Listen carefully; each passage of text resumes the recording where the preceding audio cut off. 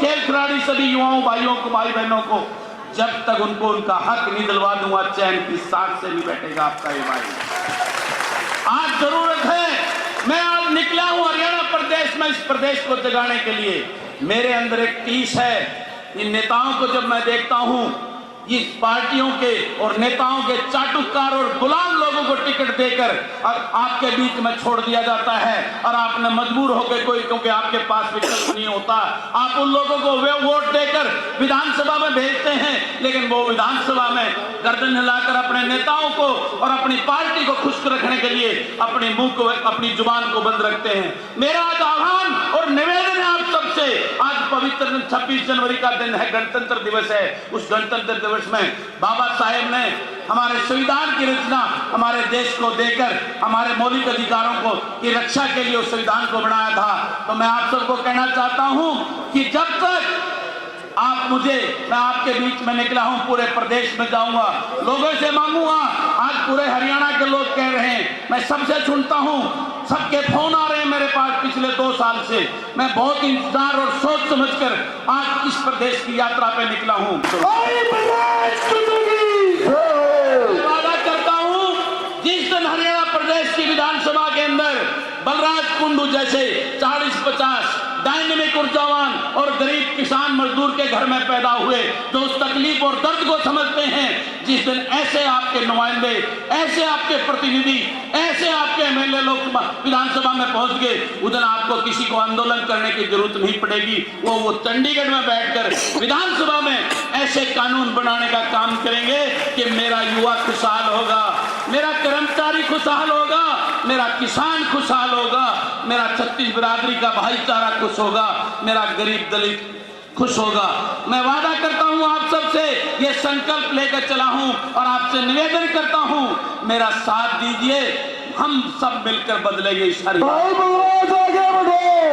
तुम्हारे साथ है। मैं इस प्रदेश के युवा से साथ मांगता हूं और वादा करता हूं, आइए मेरे साथ खड़े होइए।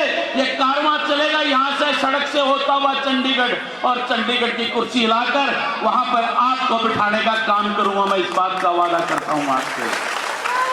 अभी जिस प्रकार का नारा रघु जी ने दिया है कि जन जागृति यात्रा एक विश्वास पैदा करेगी इस प्रदेश के युवाओं के अंदर, प्रदेश के कर्मचारी के अंदर, प्रदेश के दलित और कमजोर पिछड़ा वर्ग के अंदर, प्रदेश के किसान के अंदर, छत्तीस बिरादरी के भाईचारे के अंदर अब जो है ना बदलाव की जरूरत है।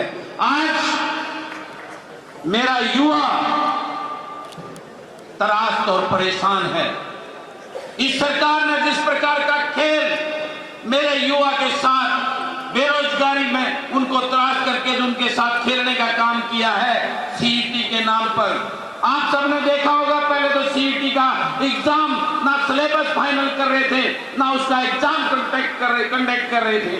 मैंने विधानसभा के अंदर जब मैंने दहाड़ा और उनकी आवाज को बुलंद किया तो मुख्यमंत्री ने सिलेबस की भी घोषणा की और एग्जाम की भी घोषणा की, लेकिन बड़ा दुर्भाग्य है कि वो एग्जाम तो ले दिया, लेकिन उस एग्जाम के अंदर 7.5 लाख बच्चों के एग्जाम दिया, उसमें से 3.5 के करीब बच्चों को पास किया, लेकिन वो पास करना हूं तो दिखा दिया 3.5 लाख बच्चे पास किए, लेकिन उसमें से मात्र 20 और 25 हजार बच्चे ही आगे दूसरे टेस्ट में बैठ सकते थे या इंटरव्यू के लिए बुला सकते थे। तो कितना बड़ा अन्याय मेरे युवाओं के साथ में ये सरकार सीईटी के नाम पे कर रही है।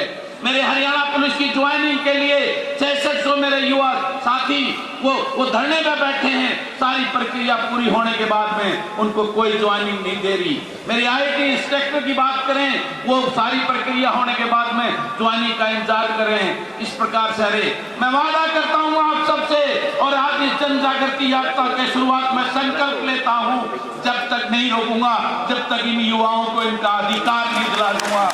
सीईटी का क्वालिफाइड क्राइटेरिया जो भी पास होगा वो दूसरे एग्जाम में बैठेगा और उसको इंटरव्यू के लिए बुला जाएगा। इस बात का मैं आज संकल्प लेता हूं अपने युवाओं को, सबको, आप सबको साक्षी मानकर मैं संकल्प लेता हूं, जब तक कर्मचारियों को ओल्ड पेंशन स्कीम नहीं दिलवा दूंगा, चैन से नहीं बैठूंगा नहीं, और इस सरकार को भी चैन से बैठने नहीं दूंगा। मैं वादा करता हूं आज जिस प्रकार से नांगल चौधरी महेंद्रगढ़ और दादरी में किसान की सरसों की फसल जिसको ज्यादा मारने की वजह से हर रोज डीसी ऑफिस में ज्ञापन दिए जा रहे हैं, उनकी भरपाई के लिए, उनके मुआवजे के लिए कोई सुनवाई नहीं। मैं वादा करता हूं जब तक ऐसी व्यवस्था परिवर्तन नहीं होगी, किसान को दर दर की ठोकरें नहीं खाने दूंगा। इस बात का वादा करता हूं आप सब। आज जिस प्रकार से गरीब के बच्चों की पढ़ाई के भविष्य के लिए सरकारी स्कूलों को बंद करने की सरकार की जो प्लानिंग चल रही है चिराग योजना के तहत, मैं वादा करता हूं गरीब के बच्चों की शिक्षा को डूबने और मरने नहीं दूंगा। उसका हक है। और बहन कांताड़िया ने मुझे जो आज संविधान की कॉपी भेज दी है, मैं वादा करता हूं बाबा साहेब के इस ग्रंथ, वो ग्रंथ जो हमारे लिए सब कुछ है, उस ग्रंथ में हमारे मौलिक अधिकार लिखे गए हैं, उनको पूरा विवरण किया गया है। मैं वादा करता हूं जब तक वो मौलिक अधिकार आप सबको दिला नहीं दूंगा, जब तक चैन की सांस नहीं बैठूंगा। इस व्यवस्था परिवर्तन की यही मेरी लड़ाई है। मेरे युवाओं को उनका हक मिले, मेरे कर्मचारी को उसका हक मिले, चाहे वो ओल्ड पेंशन स्कीम है या उसकी वो है। मेरे अध्यापकों को जो आज दर दर की ठोकरें आई के टीचर हैं, तो ये अन्य शिक्षक हैं जिनको आज अपॉइंट नहीं किया जा रहा है, मैं वादा करता हूं उन सबको उनका हक दिलाने के लिए किसान को, गरीब को, युवा को, कर्मचारी और व्यापारी को, हर वर्ग की लड़ाई आखिरी सांस तक लड़ूंगा। और आज की व्यवस्था परिवर्तन में मुझे दुख होता है जब विधानसभा के अंदर मैं देखता हूं इस प्रदेश के 90 विधायक बैठे होते हैं, जिनको ये लोग, मेरे प्रदेश के लोग, वोट देकर अपना प्रतिनिधि चुनकर अपना वकील बनाकर विधानसभा में भेजते हैं, लेकिन वो मौनी बाबा बनकर विधानसभा के अंदर चुपचाप आपकी बर्बादी का तमाशा देखते हैं। और उसमें हाजिरी लगाकर, जिस प्रकार बहन ने कहा ना कि वो सारे नपुंसक बन गए, उसके अंदर गर्दन नीचे लड़ाकर आपके खिलाफ जो नीतियां पास करने का काम करते हैं। वादा करता है आपका ये बेटा, आपका ये भाई, जब तक इस व्यवस्था परिवर्तन को नहीं कर दूंगा तब तक चैन से नहीं बैठूंगा और ना इस प्रदेश के इन नेताओं को बैठने दूंगा। आज जरूरत है जिस प्रकार से आप सब जानते हैं पूरे वर्ल्ड में हमारा हिंदुस्तान का नाम रोशन हरियाणा प्रदेश के मेरे खिलाड़ी भाई और बहन करते हैं, लेकिन आपने देखा होगा पिछले दिनों किस प्रकार हमारी बेटियां जिन्होंने मेडल लेकर इस देश का सर ऊंचा करने का काम किया था, उनको शोषण करने का कितना शर्मनाक मामला आप सबको देखने को मिला। ऐसी है आज की सरकार।